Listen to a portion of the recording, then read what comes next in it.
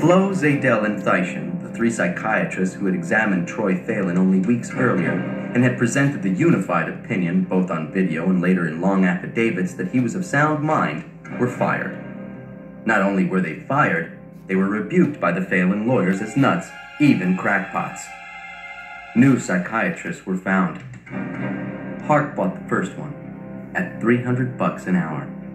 He found him in a magazine for trial lawyers, in the classifieds among the ads for everything from accident reconstructionists to x-ray analysts.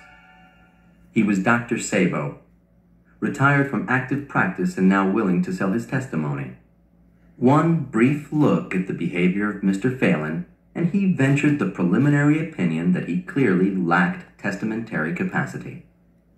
Jumping from a window was not the act of a clear and lucid mind, and leaving an $11 billion fortune to an unknown heir was evidence of a deeply disturbed person. Sabo relished the idea of working on the Phelan case. Refuting the opinions of the first three psychiatrists would be challenging. The publicity was seductive. He'd never had a famous case, and the money would pay for a trip to the Orient. All of the Phelan lawyers were scrambling to undo the testimony of Flo, Zadell, and Thyssen. The only way to discredit them was to find new experts with new opinions. Fat hourly rates yielded to contingencies.